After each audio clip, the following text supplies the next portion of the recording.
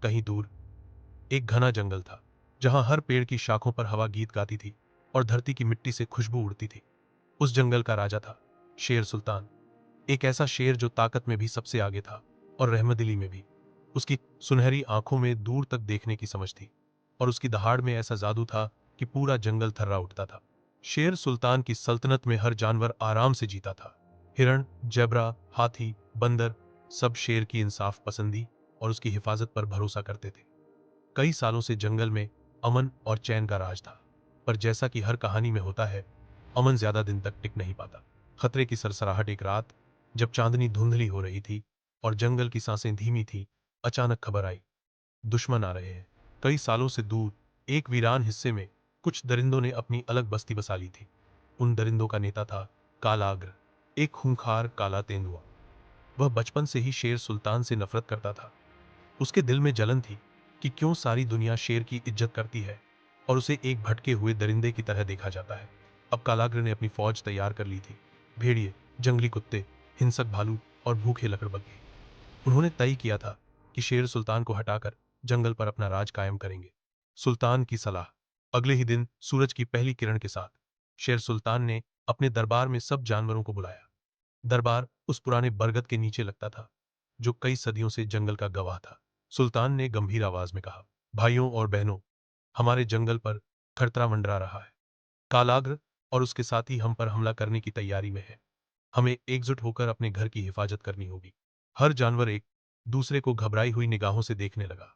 नन्हे खरगोशों की आंखों में आंसू थे और चिड़ियों के पंख फड़फड़ा रहे थे।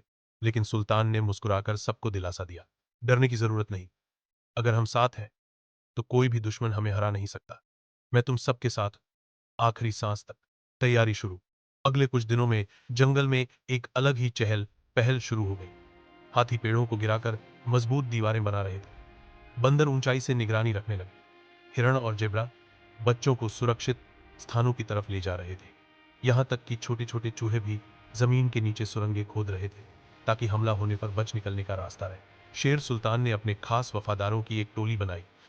रफीक, बूढ़ा लेकिन समझदार हाथी शबनम, तेज और चालाक हिरणी बब्बर, जवान और ताकतवर शेर नीलम, नर्मदिल मगर बहादुर तोता।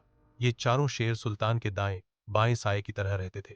जासूस का इंकशाफ। एक शाम जब सूरज डूबने ही वाला था, नीलम ने उड़ते हुए खबर लाई, मालिक, कालाग्र की फौज पास के काले टीलों तक पहुंच चुकी है।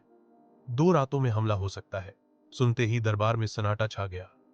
सुल्तान ने अपने पंजों से जमीन पर हल्की सी चोट की और कहा, अब वक्त आ गया है आखिरी जंग का। जंग से एक रात पहले, उस रात जंगल में अजीब सी खामोशी थी। दूर कहीं उल्लू की उदास आवाज गूंज रही थी। जानवर अपने अपने परिवार के साथ चुपचाप बैठे दुआएं कर रहे थे। सुल्तान भी अपने तख्त के पास एक बड़े पत्थर पर बैठा था, आसमान की तरफ देखता हुआ। वह जानता था कि यह जंग आसान नहीं होगी। कई मासूम जानवरों को नुकसान पहुंच सकता था, लेकिन अगर वो नहीं लड़ा तो पूरी सल्तनत बर्बाद हो जाएगी। रफीका। जंगल में लड़ाई की आग भड़क चुकी थी। शेर सुल्तान और कालाग्र के बीच भीषण मुकाबला जारी था। वहीं दूसरी ओर कालाग्र की चाल कामयाब होती नजर आ रही थी। उसके कुछ दरिंदे जंगल के मासूम बच्चों की तरफ बढ़ रहे थे। खतरे में मासूम जान। नीलम तोते ने ऊंचाई से यह नजारा देखा और फौरन सुल्तान तक उड़ता हुआ आया। सुल्तान, दुश्मन बच्चों की तरफ बढ़ रहे हैं। शेर सुल्तान की आंखों में आग सी दौड़ गई। एक पल के लिए भी उसने हिचकिचाहट नहीं दिखाई। कालाग्र के वार को रोकते हुए वह पीछे हटा और पूरे जंगल में अपनी दहाड़ गूंजाई, अपने नन्हों की हिफाजत करो। रफीका हाथी, शबनम हिरणी और बब्बर शेर फौरन नन्हे जानवरों की हिफाजत के लिए दौड़ पड़े। हाथियों ने अपने मजबूत शरीर से रास्ता रोका, जबकि बंदरों ने ऊपर से हमला किया। नन्हों की हिफाजत। दरिंदों का इरादा बच्चों को नुकसान पहुंचाने का था, मगर शेर सुल्तान के बहादुर साथियों ने ऐसा होने नहीं दिया। रफीका ने एक ही झटके में 3 भेड़ियों को जमीन पर गिरा दिया। शबनम हिरणी ने फुर्ती से दुश्मनों को चकमा दिया और बच्चों को एक गुफा की तरफ ले गई। बब्बर ने अपने पंजों से रास्ता खोलते हुए बच्चों तक पहुंच बनाई। नीलम तोते ने गुफा के मुंह पर पेड़ों की शाखाएं गिरा दी, ताकि दुश्मन अंदर न घुस सके।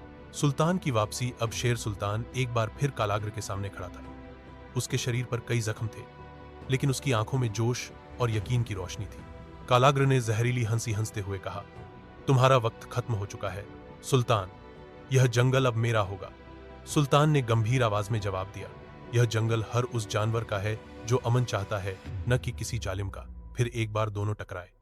धरती कांप उठी, पेड़ झुकने लगे। लेकिन इस बार सुल्तान ने एक नई चाल चली। उसने कालाग्र को उस दलदल की तरफ मोड़ा जो जंगल के किनारे था। कालाग्र का पतन।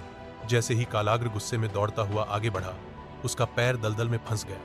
वह चीखा, दहाड़ा, निकलने की कोशिश की, लेकिन जितना ज्यादा छटपटाया उतना ही ज्यादा फंसता गया। शेर सुल्तान दूर खड़ा देखता रहा। जंगल के नियमों के मुताबिक दुश्मन को उसकी गलतियों का अंजाम खुद भुगतना होता था। आखिरकार कालाग्र की आवाजें धीमी होती गईं और वह दलदल में डूब गया। फतेह का सूरज। कालाग्र की हार के साथ ही उसके दरिंदों का हौसला टूट गया। कुछ भाग निकले, कुछ ने हथियार डाल दिए। सुल्तान ने जो दरिंदे बच गए थे उन्हें माफ कर दिया, लेकिन सख्त हिदायत दी कि अगर दोबारा अमन में खलल डाला तो सजा होगी। जंगल में फिर से सूरज निकला था, लेकिन इस बार उसकी रोशनी और भी सुनहरी थी। हर जानवर ने राहत की सांस ली। छोटे छोटे खरगोश, नन्हे तोते, हिरण के बच्चे सब गुफाओं से बाहर निकल आए और खुशी से उछलने लगे। जश्न की रात। उस रात जंगल में जश्न मनाया गया। बड़े बड़े अलाव जलाए गए, चिड़ियों ने गीत गाए और बंदरों ने नाच दिखाया। सुल्तान दरबार के बीच बैठा था, थका हुआ लेकिन मुस्कुराता हुआ। रफीक ने अपनी भारी आवाज में कहा, हमारे सुल्तान की बहादुरी और रहमदिली को सलाम। पूरे जंगल ने एक साथ दहाड़ मारी, सलाम सुल्तान। एक नया वादा उस रात जब सब सो गए। शेर सुल्तान आसमान की तरफ देख रहा था। उसने चुपचाप दुआ की, या रब, इस जंगल को हमेशा अमन में रखना। मैं अपनी जान से भी ज्यादा इसकी हिफाजत करूंगा। और वाकई शेर सुल्तान की सल्तनत में फिर कभी इतनी बड़ी जंग नहीं हुई। उसकी कहानी सदियों तक जंगल के हर पत्ते, हर नर